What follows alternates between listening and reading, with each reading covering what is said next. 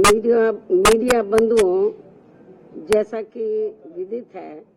कि मैंने अपनी प्रेस वार्ता दिनांक 4 अगस्त 2024 में और फिर पुनः अपने ट्वीट दिनांक 9 अगस्त 2024 के द्वारा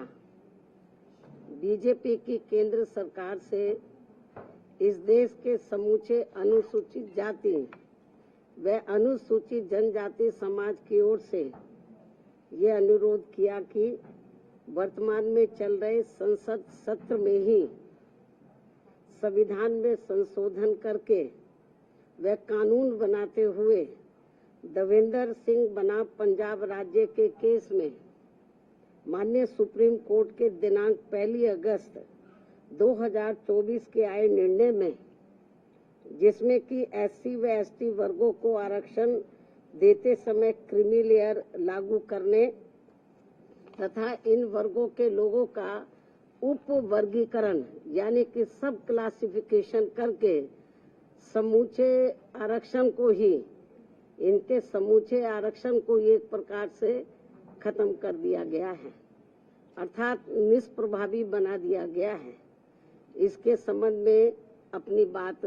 रखी थी। इसी विषय पर कल दिनांक 9 अगस्त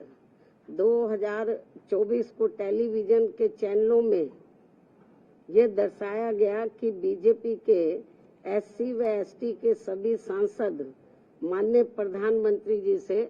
मिले हैं और उन्होंने भी प्रधानमंत्री जी को माननीय सुप्रीम कोर्ट के इस निर्णय से आरक्षण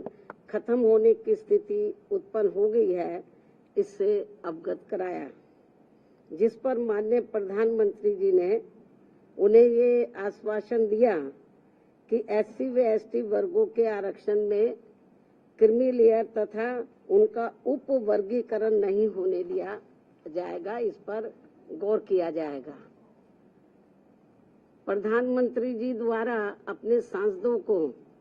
दिए गए इस आश्वासन के बारे में कई न्यूज चैनल पर प्रसारण होने पर फिर मैंने कल ही दिनांक 9 अगस्त 2024 को एक ट्वीट करते हुए कहा कि जो ये आश्वासन दिया गया है, अगर वो पूरा किया जाता है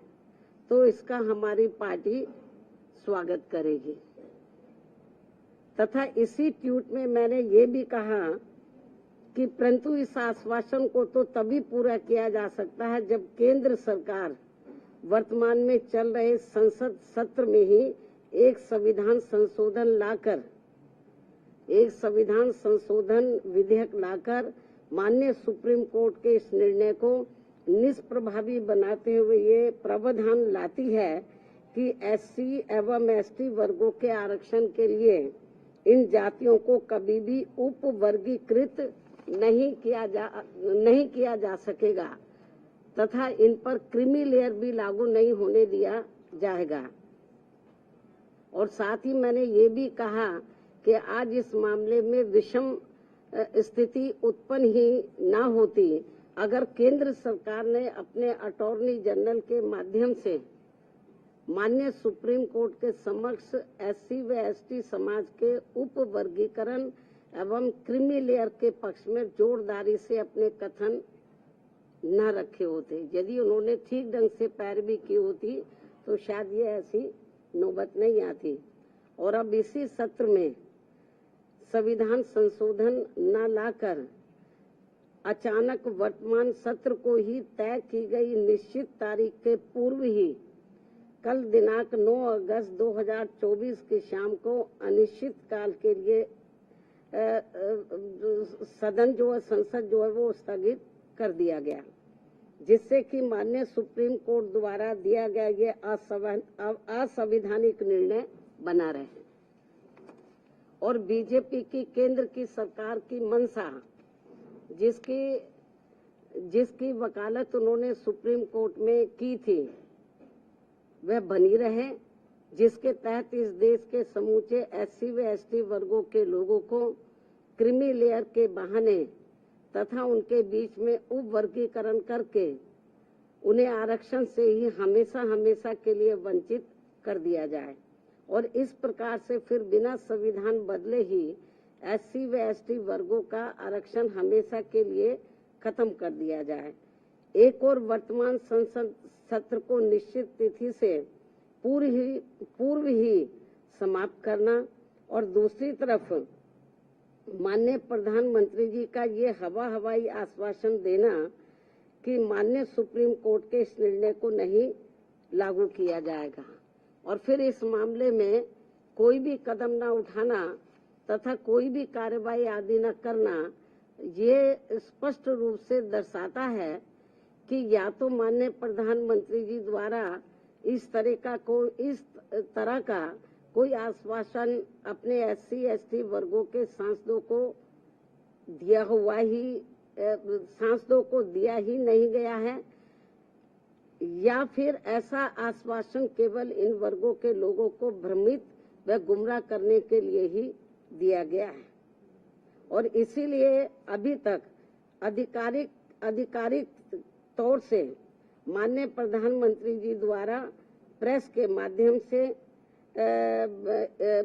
माध्यम से या अपने कुछ सरकारी ट्वीट के माध्यम से इस आश्वासन की कोई पुष्टि नहीं की गई है। केवल आश्वासन दिया जब वो MP लोग मिले हैं, लेकिन अलग से कोई सरकारी तौर पर उन्होंने ना कोई प्रेस के द्वारा इस संबंध में बताया, ना कोई उन्होंने अपना कोई ट्वीट जारी किया सरकारी तौर पे, जैसे वो करते रहते हैं। इन सब कारणों से आज इस देश में SC व ST वर्गों के रह रहे लगभग 40 करोड़ से ज्यादा लोग पूर्व में कांग्रेस की रही सरकार की तरह ही वर्तमान BJP की केंद्र की सरकार के द्वारा भी अपने आप को काफी ठगा सा महसूस कर रहे हैं, जिनको कि यहाँ बरसों से छुआछूत एवं अनेकों अन्य शोषण व उत्पीड़न आदि सहने पड़े हैं और जो आज भी सहने पड़ रहे हैं, जिसकी वजह से ये लोग आज भी सामाजिक एवं आर्थिक तौर से पिछड़े हुए हैं, जिन्हें ये आरक्षण दिलाने का कार्य परम पूज्य बाबा साहब डॉक्टर भीमराव अम्बेडकर द्वारा कांग्रेस पार्टी के भी विरोध के बावजूद अपने अथक प्रयासों से दिलाया गया है। जबकि केंद्र की सरकारों ने इस आरक्षण को खत्म करने के लिए समय समय पर लगातार अनेकों प्रयत्न किए हैं, जैसे कि सरकारी नौकरियों को खत्म करके कॉन्ट्रैक्ट के माध्यम से कार्य कराना, जिनमें उनके द्वारा नियुक्त कर्मचारियों पर कोई आरक्षण लागू नहीं होता है। सरकारी उपक्रमों अर्थात संस्थानों को निजी हाथों में बेचकर उनमें मिल रही लाखों की संख्या में नौकरियां, जिसमें SC व ST वर्गों को भी आरक्षण उपलब्ध था, वो भी खत्म कर देना।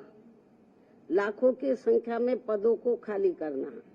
देश में लाखों पद जो कि SC व ST वर्गों के लिए आरक्षित थे, उन्हें सालों से खाली रखना और बाद में उन्हें समाप्त करके सामान्य वर्ग को दे देना।